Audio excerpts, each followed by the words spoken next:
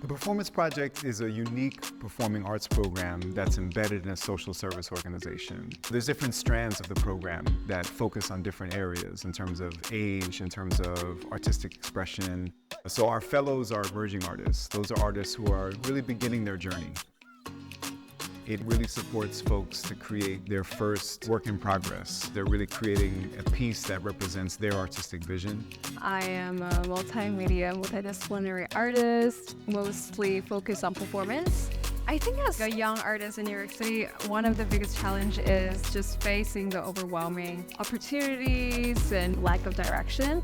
Being able to have a mentor, Baba, really gave me a sense of just like my direction and the path. They work in a cohort where they meet monthly, they support each other, they give each other feedback, they take workshops together. It feels like a playground to just play with and also grow with everyone else in the cohort. When they leave the program, they leave with professional video, photographs, a really well-edited artist statement, bio, and work samples so that they can go on to apply for future residencies and further development of their work. There's been a few fellows who have now moved into our artist in residency program and progressed.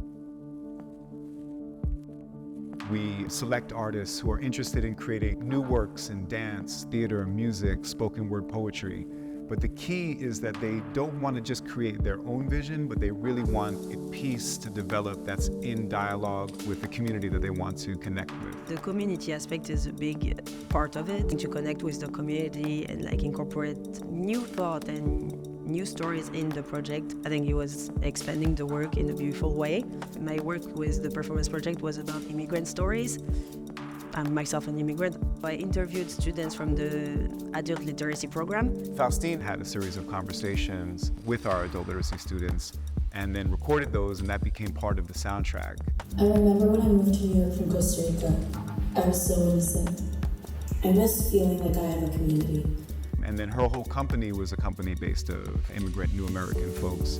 And so each piece reflected their stories and what it's been like to come to New York and that journey, both the challenges and the opportunities. Those interactions with adult literacy really informed the piece. It's beneficial for the artists to connect with the community, but it's also, I think, a great opportunity for the communities to be able to see art.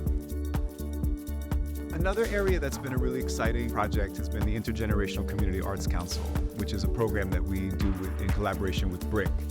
And that really takes us into Brooklyn. The idea was to create a community arts council. Folks who are NYCHA residents, folks who live in that neighborhood, who have long history, and who maybe have felt a little outside of the arts ecology. It's the people that's knowing the need that's in the community, and using their voice to be like, no, this is what's needed. This is what we need to create. We sit down, we brainstorm the type of project and the type of artist and resident that we are interested in to create art and engage the community. That turns into public performances, events that take place at our cornerstones in Fort Greene Park, at BRIC. Last year, we created a whole song and shot a video. Our last major project was called Spread Love, to celebrate the potency of Brooklyn and the culture and the dynamic diversity of Brooklyn.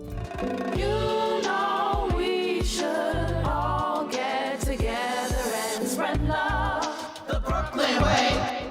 For me, the Performance Project is a unique space that centers community voice and that celebrates that the arts are for all people in New York. If you're a young artist and you want to do the Performance Project, I would say definitely apply and try to create something new, because it was a really amazing experience for me.